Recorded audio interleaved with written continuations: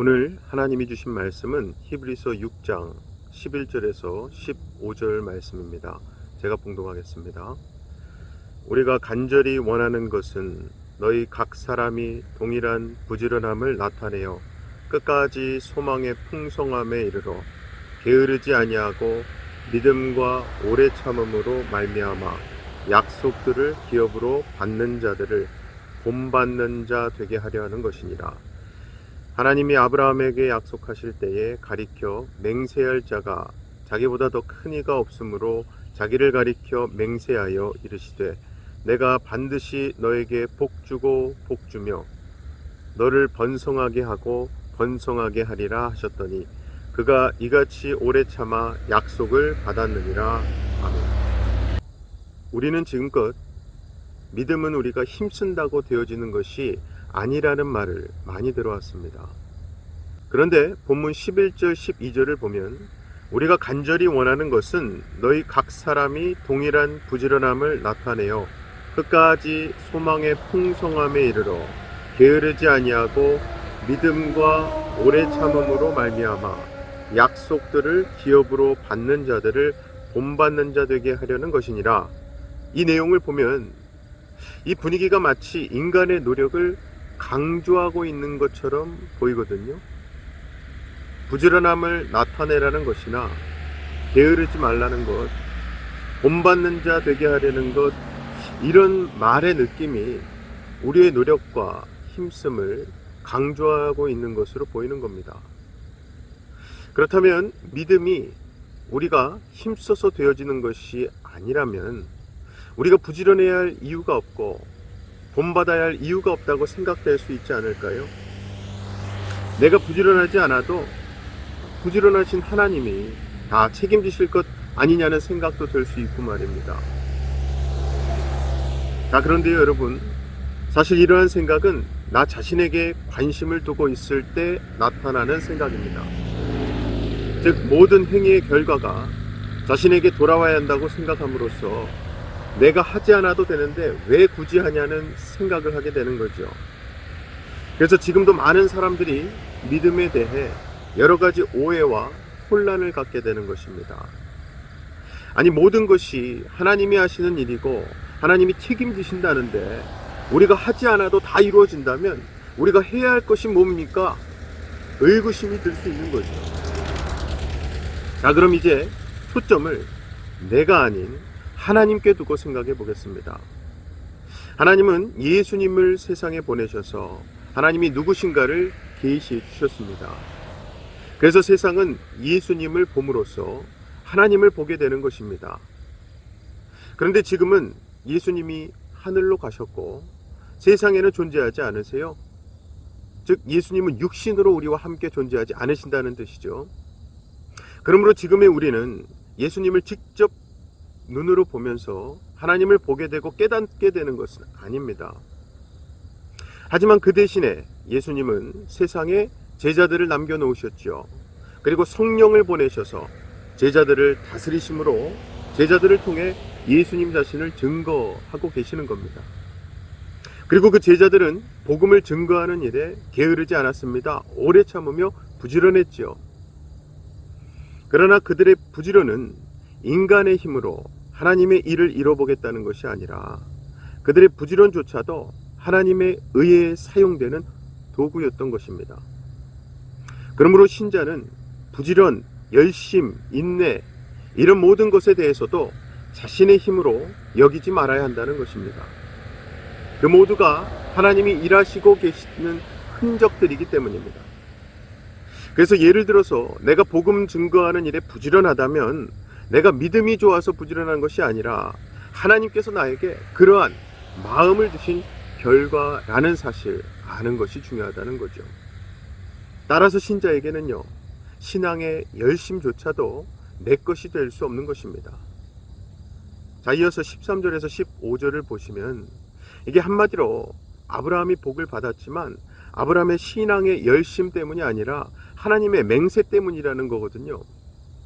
사실 우리가 보통 아브라함의 신앙을 말할 때 가장 먼저 생각나는 것이 그가 늦둥이 외아들 이삭을 제물로 바친 것이잖아요. 즉 우리는 그가 아들을 제물로 바치는 것에서 하나님에 대한 아브라함의 열심이 어땠는가를 짐작할 수 있는 거죠. 그러나 오늘 말씀은 아브라함의 그러한 열심도 아브라함이 복을 얻는 근거는 되지 못했다는 것입니다. 그러므로 우리 또한 우리의 어떤 행위를 복의 근거로 삼아서는 안 된다는 것이에요.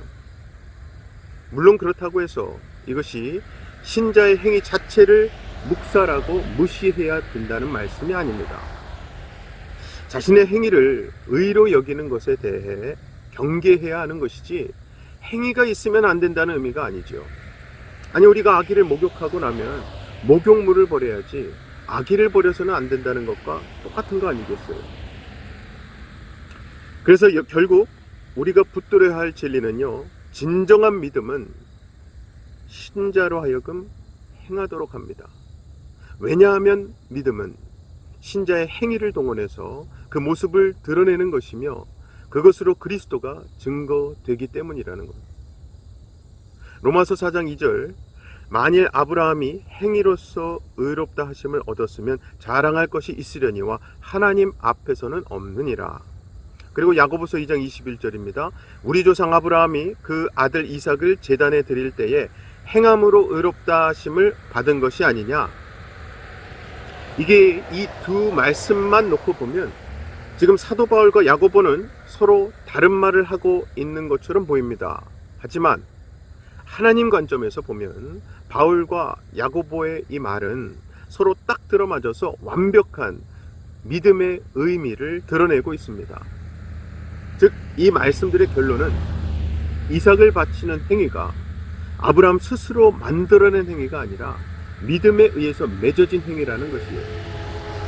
그러므로 아브라함은 행위 자체로 의롭다함을 얻은 것이 아니라 의의 믿음이 아브라함으로 하여금 이삭을 바치는 행위까지 이끌어내었고, 그래서 이 말씀들의 결론은 믿음의 능력, 그것을 높이 사는 하나님의 말씀인 것입니다. 그리고 오늘 본문 말씀 또한 아브라함을 부르시고 맹세하신 하나님께서 아브라함을 어떤 사람으로까지 만들어 가시는지를 말씀하고 있는 거예요. 사랑하는 우리 성도 여러분, 하나님이 맹세하셨다는 것은요, 그저 부르시고 그냥 내팽개쳐 두신다는 것이 아니라 부르신 자에 대한 끊임없는 하나님의 의지와 열심을 보여주는 것입니다. 그리고 이러한 하나님의 의지와 열심에 의해 살아가는 것이 신자라면, 신앙은요, 막연히 천국만 바라보고 있는 것을 의미하는 것이 아니라 믿음이 있는 자로 그 삶을 날마다 살아내야 하는 것입니다. 그래서 신자에게 있어서 신앙은 쉬는 것도 중지하는 것도 있을 수 없는 것이에요. 또한 신자에게는요, 오늘은 내 마음대로 살고 내일부터 믿으면 되는 거 아니야? 이런 것은 없습니다. 왜냐하면 내가 믿음을 소유한 것이 아니라 믿음이 나를 소유해서 하나님이 원하시는 길로 나를 이끌어 가고 있기 때문입니다. 그래서 신자는 부지런해야 하며 게으르지 말아야 하고 오래 참아야 하는 것임을 명심하시고, 오늘도 하나님이 원하시는 신자답게, 하나님의 부르심을 아는 신자답게 믿음의 삶에 열심을 내시는 저와 여러분 되시기를 주님의 이름으로 간절히 축원합니다. 시간 우리 다 같이 두 가지 기도 제목 놓고 기도하실 때에 하나님이 나에게 주신 오늘 이 하루도 하나님의 은혜의 맹세 말씀에 근거한 우리의 믿음의 삶을 위한 귀한 하루임을 알고 우리가 부지런히 기도하고 모든 관계에서 인내할 수 있는 하루 되게 해달라고 기도합시다. 또 하나는요, 오늘 고 김미정 장로님의 장례 예배가 있습니다. 유가족에게 하나님의 위로가 있고 그분들이 천국의 소망을 다시 바라볼 수 있도록 기도 부탁드립니다. 제가 기도하겠습니다. 사랑의 아버지 하나님, 감사합니다. 하나님께서 허락하신 오늘 이 하루도 우리가 하나님께서 약속하신 그 말씀 붙드는 귀한 믿음의 하루, 무엇보다 그 믿음이 나를 이끄는 대로 순종하며 부지런히 또 인내하며 살아가는 귀한 하루 되게 하여 주시옵소서.